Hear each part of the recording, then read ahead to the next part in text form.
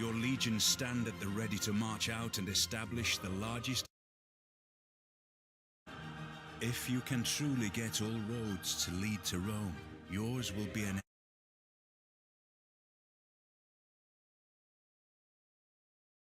as their best ruler, the Optimus.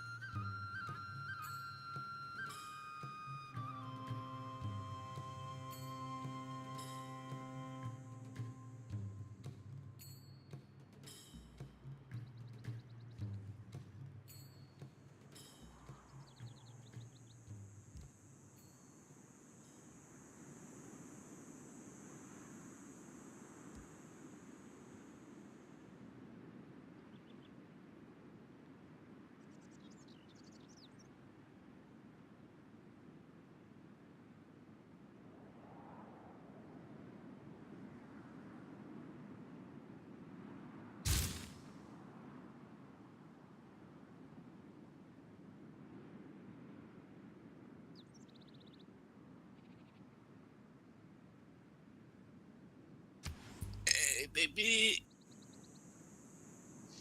Baby, good morning. Yeah. Bruh. Oh. Hey, man, Meh. don't you pay fucking Meow. attention, man?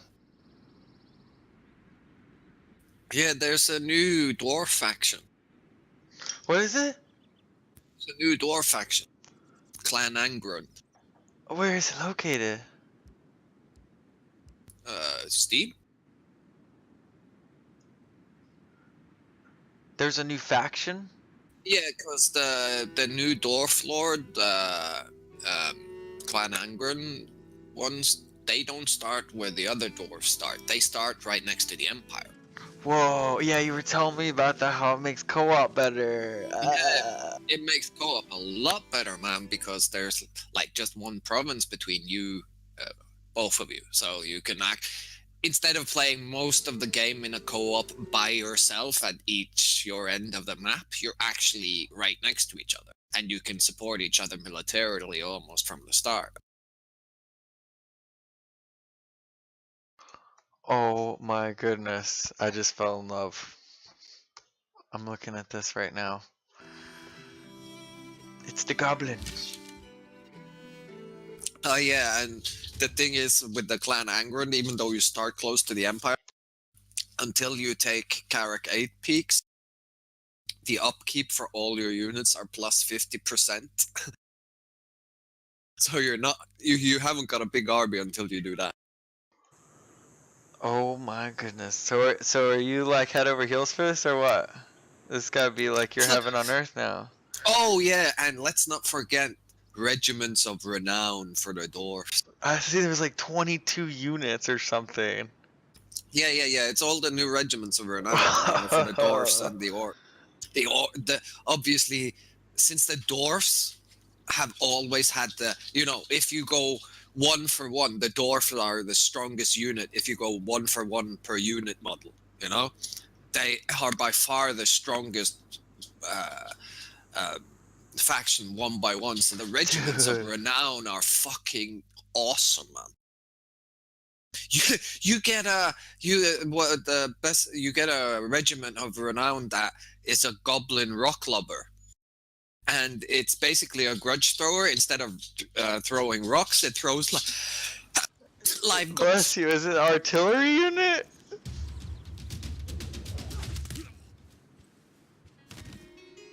Yeah, it's an artillery unit, kind of like the Doom Diver, except the goblins aren't voluntarily stepping onto the catapult. So you get to aim it? No. It works like a regular catapult. Because these goblins are just treated as rocks, They're not people who want to sit in the catapult. Dude, we gotta get Mr. J in on this. How come he doesn't like Grom, Total War, or Shogun? Actually, I don't think he has an opinion on it. I don't think he's tried it. Oh, it's like someone who hasn't tried Krabby Patty.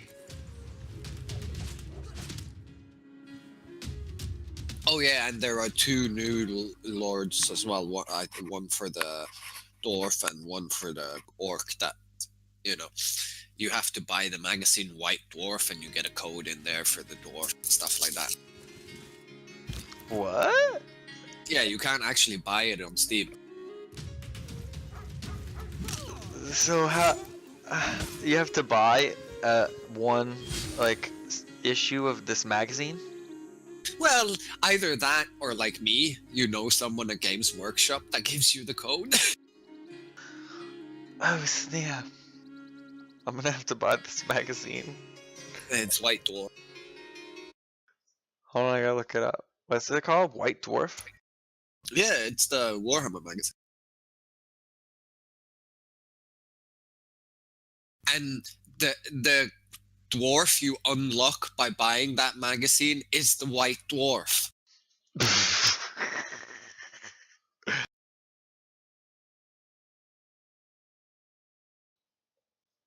They're like $3. And you get the code for the dwarf. Is it a really good dwarf? I liked him so far, but for the campaign, but I don't know if it's just any White Dwarf magazine. I looked on Steam. There's a specific edition, I think. If you just go to your Warhammer on Steam, and view the DLCs you have installed, just click on show all DLCs for it, and you'll see the dwarves and all the new DLCs as well. Yeah, that's what I was looking at before with the goblins and stuff. Yeah. There's the White Dwarf, and there's one goblin guy you cannot. If you click in on them, you can see there's no purchase option for it, but it explains to you how you can get them. I was having trouble with it doing the update because it like almost doubled in size. Yeah, it's all the new stuff. Oh yeah, Clan Angron. Those dwarfs, they get ethereal unit.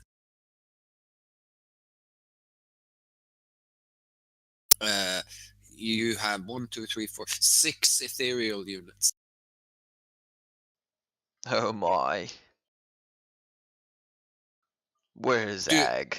Dude, it's even better. Those 6 ethereal units are like Thanes and Runesmiths. It's not a fucking like the Hexwraith or any like that, like a proper unit. These are fucking commanders, lords that are ethereal, man. Imagine a Thane with the ethereal property, man. What up, Joshua? Welcome. If you like, we can get the song quest started this morning. Armies by themselves.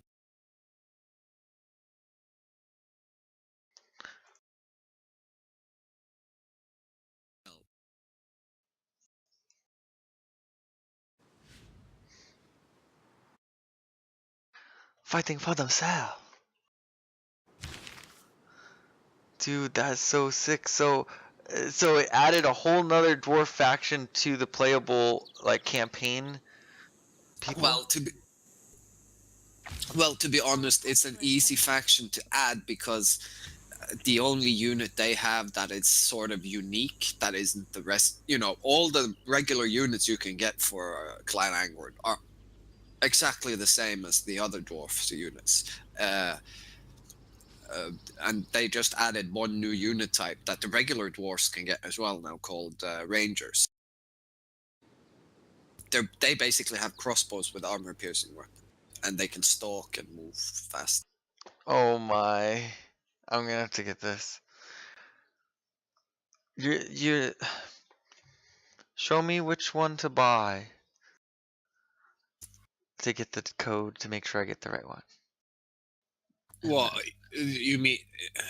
Well, it's not the White Dwarf because you can't buy that one, and it's not Wasug or whatever the fuck he's called. Oh yeah, and there's an expansion out for fucking Stellaris as well, man. What? Yeah, Leviathans. They add new Oh, space I monsters. seen that. The Dude, Leviathan. it's fucking awesome because they also rebalanced the game. No more having to research colonizing tech, which annoyed the fuck out of me. Why, if you know how to land and colonize a desert planet, how come you don't know how to land and fucking colonize a planet with trees on it? You know? It's like you still have to go in with the ship and just land, you know, and start setting up camp. You don't need a special technology per planet.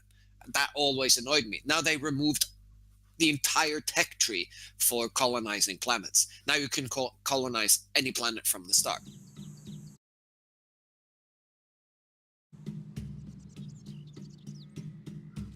You can pick what planet you start on? Well, also they switched it, like instead of having desert worlds and stuff like that, now they go by like if it's a dry world or a wet world, you know, stuff like that. Whoa, that's a pretty big change. Yeah, but it needed. yeah, but. No, but the whole having to research the tech. I understand having to research the colony ship tech. That I'm fine with, you know, learning how to build an interstellar spaceship that can carry enough colonists to settle a viable colony. Yeah, that requires some technological prowess. But once you've learned how to take that ship and land it on one planet, it works on every other planet. So then the colonizing text that you had to research for each individual biosphere afterwards was just fucking stupid. And they removed that. Now you just have to research the colony ship. Fucking a stupid. Oh, and they added new space monsters. October's the shit. Yeah, man, there's so much new shit now. And tomorrow, Dreadnought. You know? Yeah. That's why I was on the general chat in there. I was like, oh, what's up? Oh, this weekend, man, I've been arguing so much on the general chat. No, there's been because they released the patch notes for the patch, you know, Yeah, what's and the changing and shit.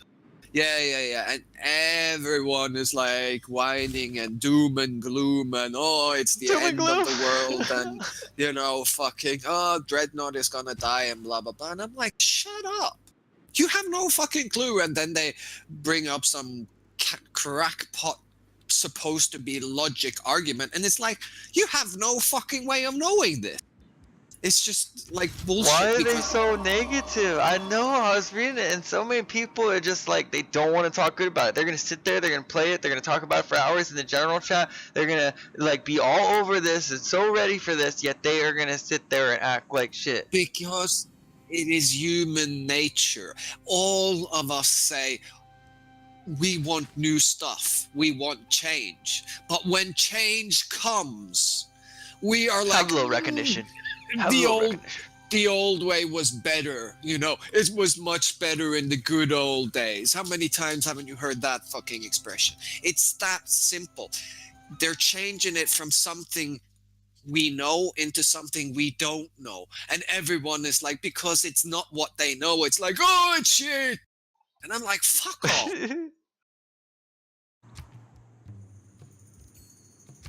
No, and I just got pissed off at one point because there was a because I know a lot of people who play Dreadnought as well that are not whining about this and are just, laid back and like, I'm gonna give my opinion after I've tried it. I'm of that. I'm in that boat. I'm in that boat. Yeah. You crack me up, man.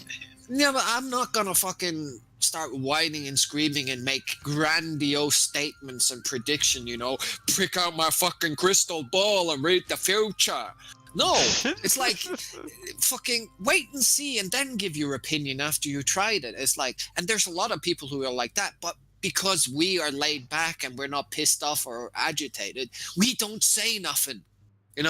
So you have this minority of idiots just ranting along on how shit it's been without any contest. There's no one um,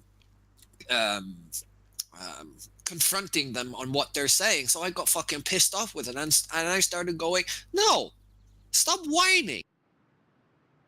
Thunderchild, he rage quit. He blew his top completely, man, and quit. We don't know if he's coming back. What? What? What? No way.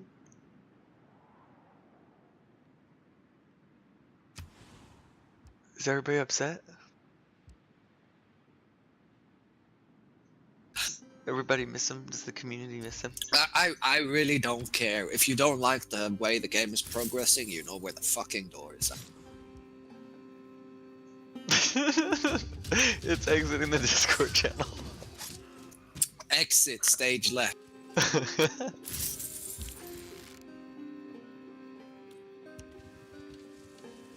So what should we play, man? Warhammer, Civ? Oh, yeah, we're picking a litter.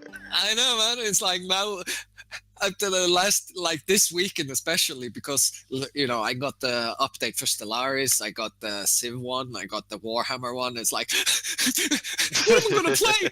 I don't know more anymore. My game is, and then I pass out because my brain overloads, Oh my. and I don't get to play any. That's what I feel like. What the fuck was that? Alright, for real, I gotta get this DLC. You gotta answer a few questions for me. What is this? What's this? Is this the Grombrindle? White Dwarf? Is that it? No, that's the one you can't buy on Steam. That's the one you gotta go and buy the magazine. Yeah, Issue 3. Okay, so you looked up what the specific one was. It's the King and the Warlord. Oh, I'm so gonna get that on discount. Discount. Yeah, because Steam sale started this weekend as well. Steam sale? I like the sound of that. It's got a nice ring to it. Man, I hate the fucking Steam sales. They always make me spend so much money. Yeah. So the Grombrindle White Dwarf, Wurzag is free. King and the Warlord is what I gotta get right now. Yeah. And Yeah, then, King and the Warlord is like Grim in the Grave. It's it modifies the dwarves and the orcs. Grombrindle and Wazug are like two standalone lords that the Grombrindle is White Dwarf. I didn't look up how to specifically get Wazug. I don't even know if it downloaded. Does it download automatically? Oh yeah, they added a lot of new orc units as well. Alright, so it doesn't even have a link to where you can get the magazine. General release now from the Games Workshop website. Stores, independent retailers. In stores at all Game Workshop stores. Simply approach tax number. If you're after White Dwarf, just go to blacklibrary.com. Also included on the card will be a code which redeemed for a Steam voucher for 20% off of Total Warhammer.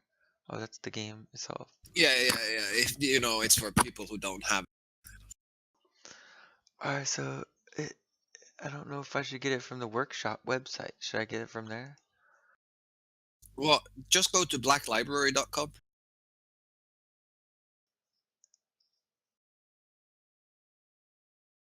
That is the Games Workshop.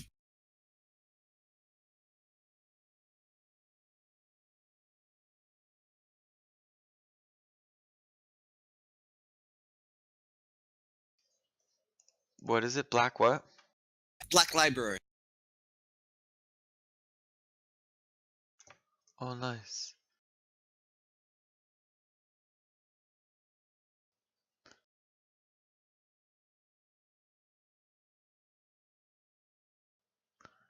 Man, it says $15. What? That was $3. That was $3. $2.99. What's this? The app. What if I got the app? I don't know. I don't know. Alright, well here's the Black Library, but in US Black dollars. Library is basically the part of Games Workshop that sells Warhammer and 40k books and stuff like that online. White Dwarf November or White Dwarf October? You have to look it up on Steam. Which one it was? I think it was October. I'm focusing in. I'm zoning in here. I'm reeling it in. They all make this shit easy. Well, it would be easy, you know, because the fan base who you know subscribe to White Dwarf, they already know, you know, because they just get the White Dwarf anyway.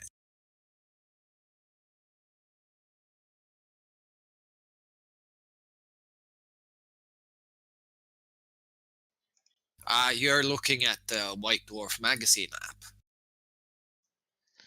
Yeah, it said like the app for $0. I wonder if that would like give it to me. If I got the app. No. Let's see, new title. Issue 3 of the New Look Ultimate Warhammer magazine. White Dwarf November. That's next month. We're still in October. Oh, there used to be a much bigger like ad for White Dwarf on this page than this now. Okay, here it says $3 again. $2.99. Give me the link, man. Okay, and then you tell me which one it is.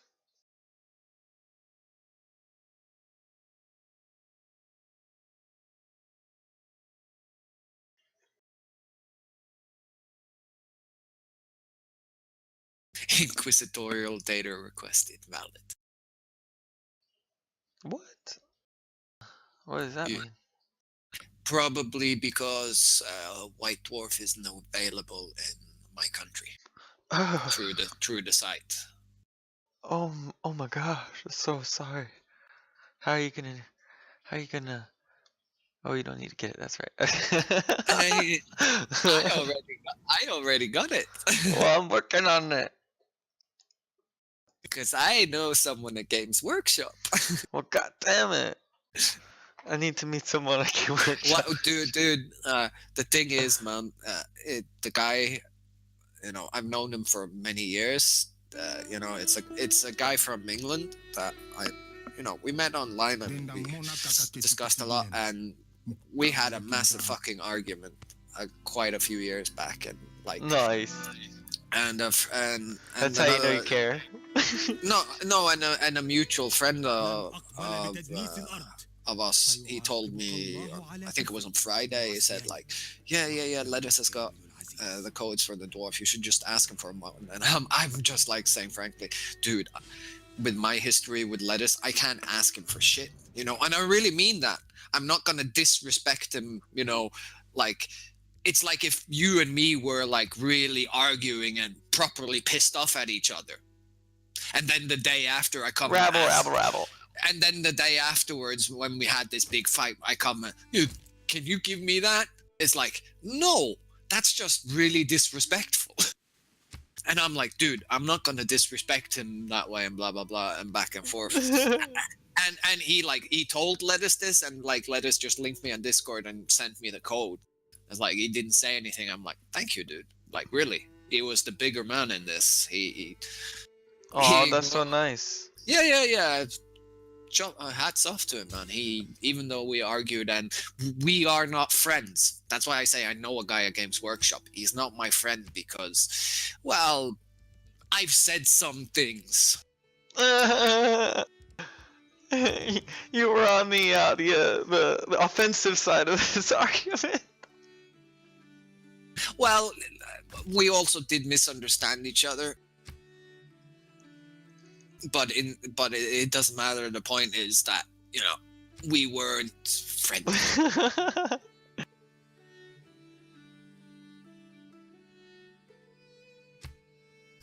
And I have enough self-insight to know that it's my fault. Were you drunk and disorderly on Discord? No, but this is quite a few years back, probably like 10 years back, so it's... What? That's so far long An ago. easy way to train. Yeah, but both of us are part of a gaming community that, well, I've known the guys in it for like 15 years probably. And, you know, we play different type of games together every now and then. It's like, it's one of them communities, you Nice. know, we're not showing up all the time, but we keep in touch and talk to people and stuff like that. That's how I got to know. And, It's the good old friends. The good old days. It's not that either. It's nothing like that.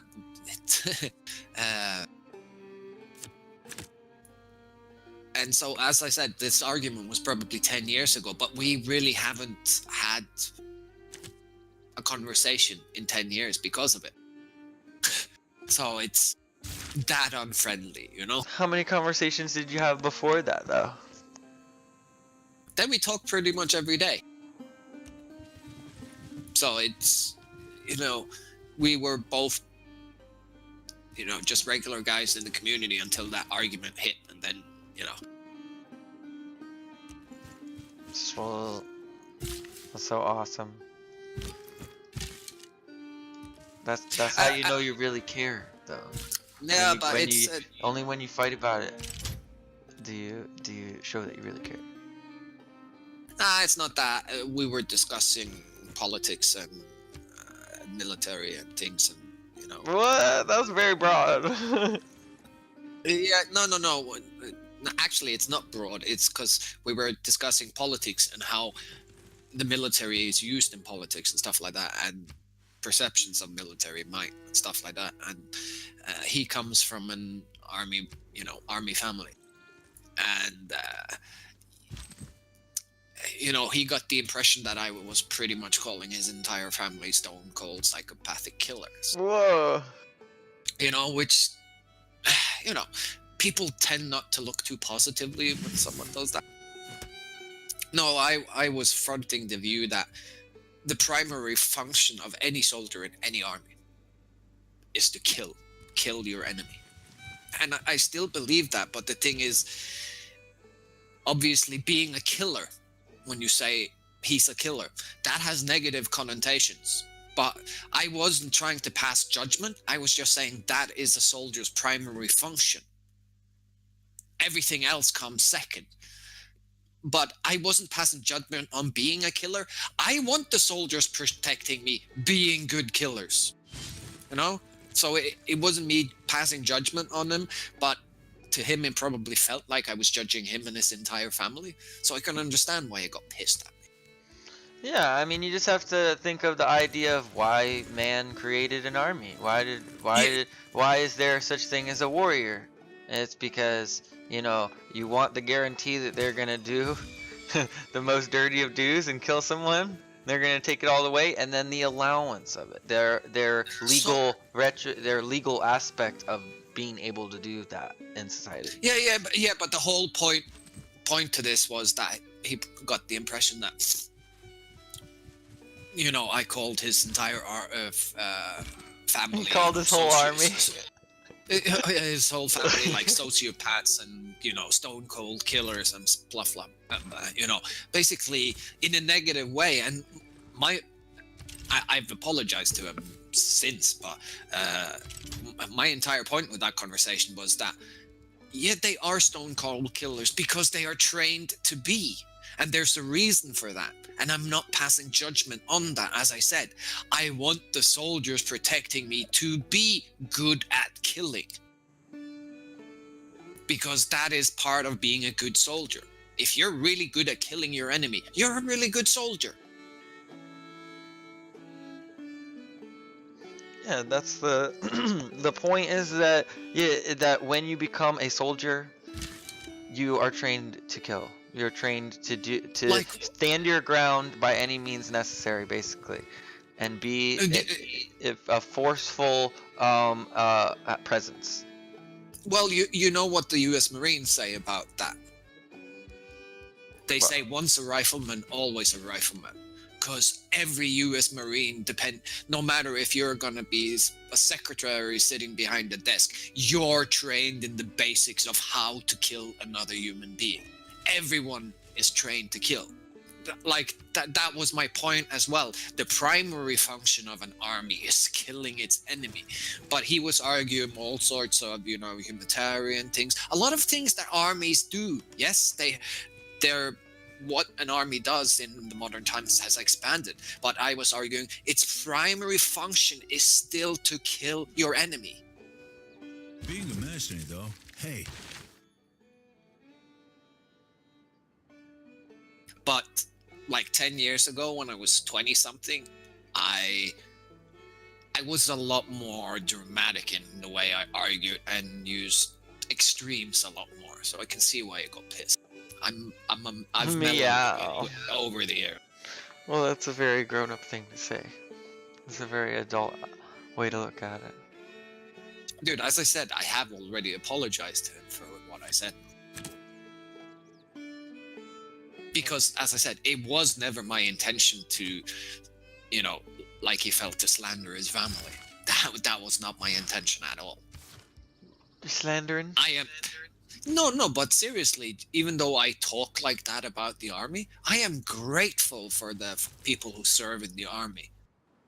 I'm really, honestly, truthfully grateful to them. Because there are some proper fucking bad people out there in the world that would hurt us if they could. And the people in the army put their lives on their lines to protect us, people they don't even know in most cases. So, yeah, I am fucking grateful to those people. Ever so grateful.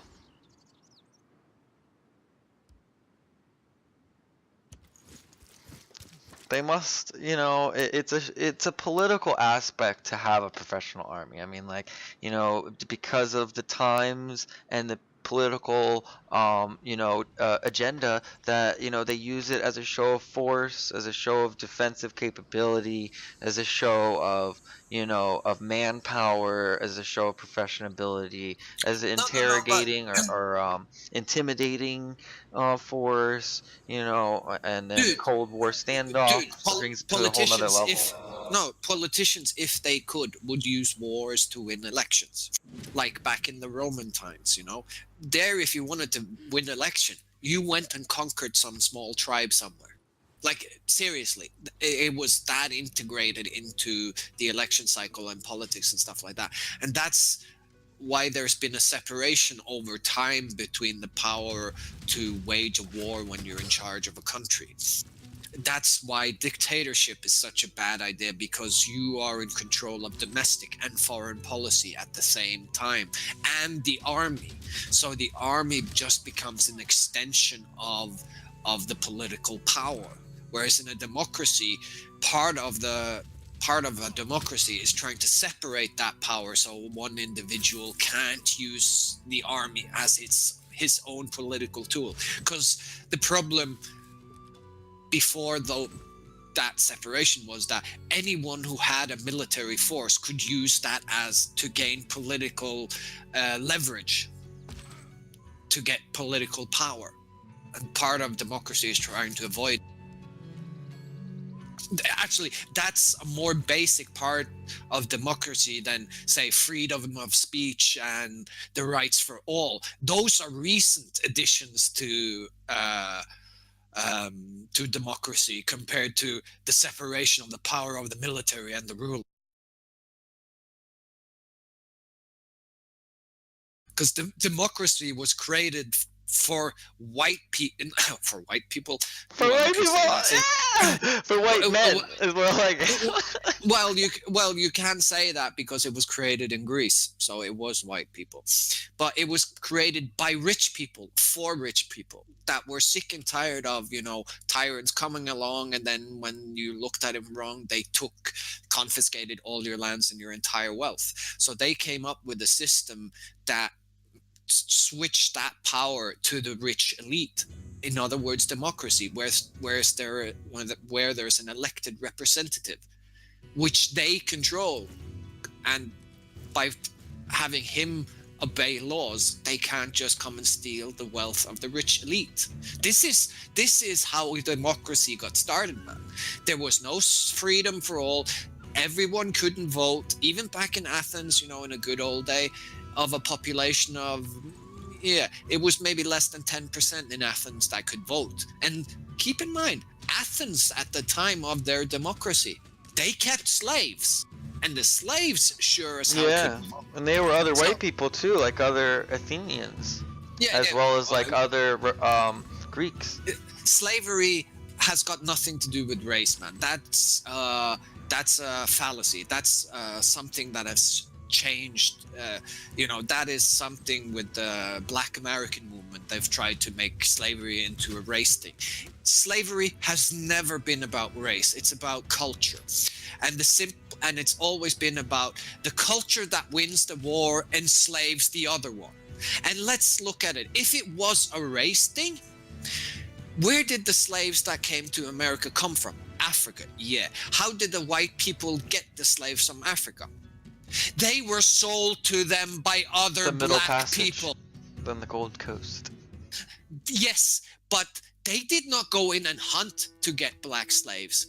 Black people came and sold other black people to white people. Yeah, like tribes would go to war with each other, and then any slaves or any fugitives taken would be sold to the white man. Exactly. And the main objective for European trade companies would be to go and find one of these tribes and then just continuously work with them, as they conquered. Yeah, because they provided them with a steady supply of war captives that they could buy as slaves. But my point here is that I'm not saying there's never been racism.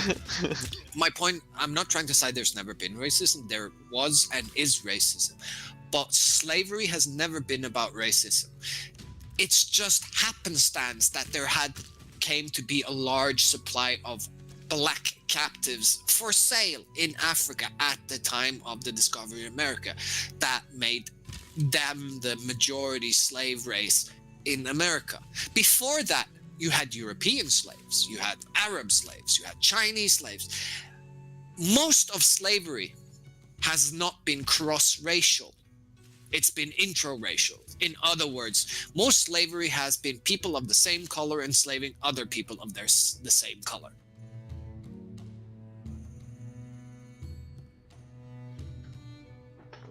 So what would that mean to try to change somebody's mind of what? Like that you shouldn't be racist?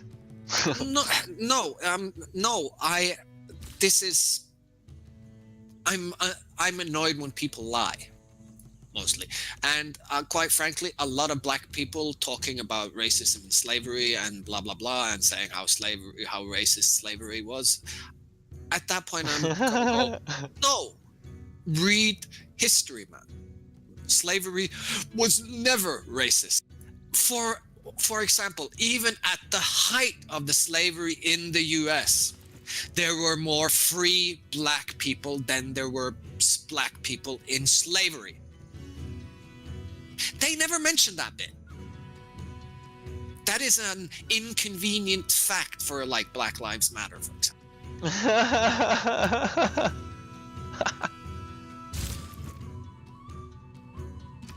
And they don't mention the fact that if you extrapolate the slaveholders, and the slaveholding white majority, the slaveholders were maybe 3% of the population at the time. So people actually holding slaves were less than 10% of the population at that time. So even back then, it was a minority that kept slaves. But somehow today, all whites are racist. If you extrapolate a population of 3% from the slaveholders, that doesn't even, and you go from their direct descendants, that's not even 20% of the population today. It's again, today, even when you take into account procreation, it's still a small percentage that actually had ancestors who kept slaves. Now, let's get to the third point. If a black man commits murder, should I hold his son accountable for his murder? For him murdering someone? No, he would say. That's sick. But they are trying to hold white people in the US accountable for what some of their relatives did 2 fucking centuries ago. I'm sorry, but Black Lives Matter is not about equality. It's about black supremacy. It's a supremacist movement. They are the Nazi version for the blacks, basically. So awesome.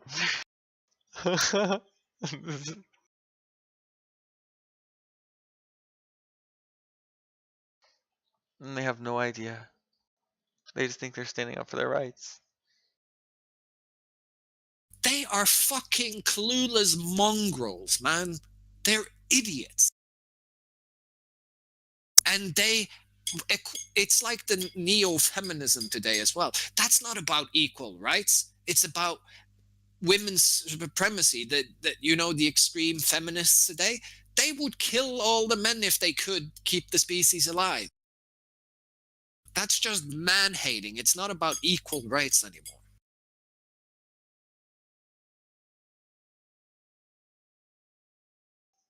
They keep talking about the gender wage gap, that a woman makes 80 cents on the dollar compared to a man. No, they don't. In the same job for doing the same work today, a woman and a man below 30 years of age doing the same job, the woman earns on average 4% more. So don't give me that crap about the gender In America? pay gap. Yes, in America. I tell you what, there's a lot more women going to college than men. Dude, 60% of all graduates from college are women.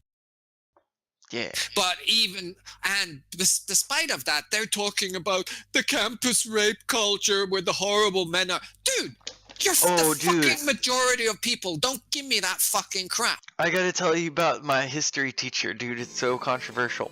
But first, I have to make sure. What was the name of that extra DLC? It was like War. The Lord and the Grimdall. Lord and the.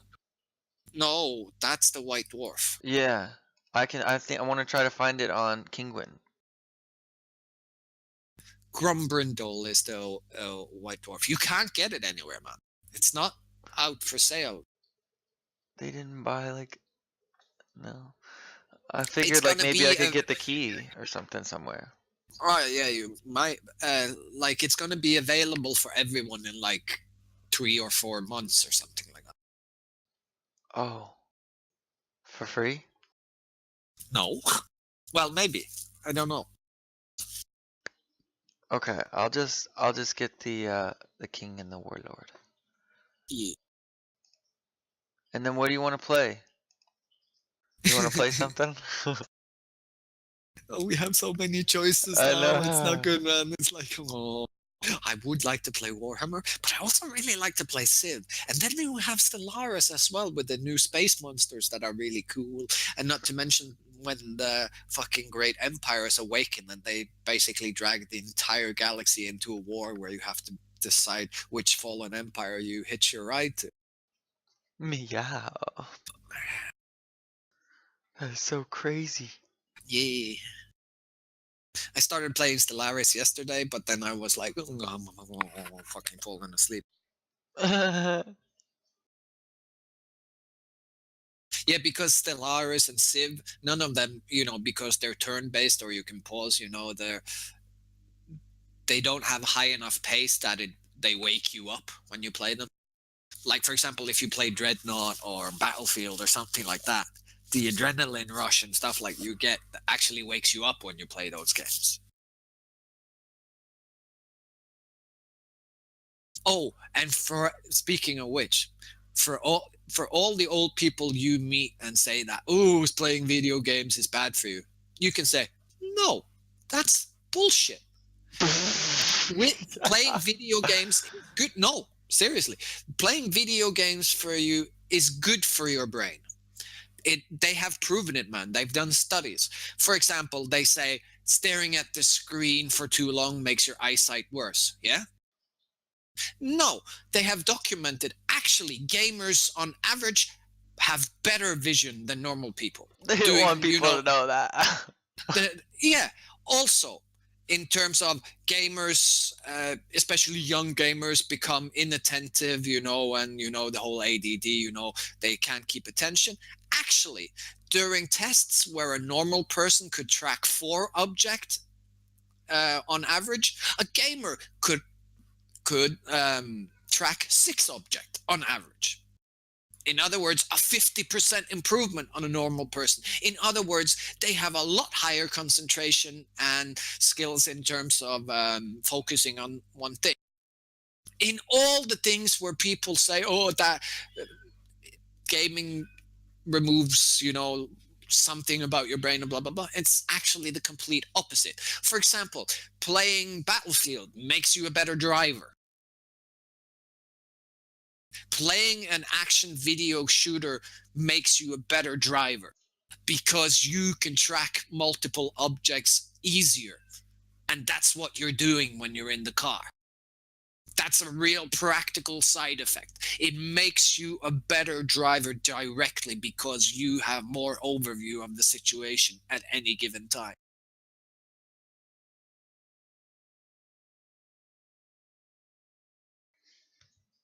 I mean, it depends. I mean, no, there is no depend. Yeah.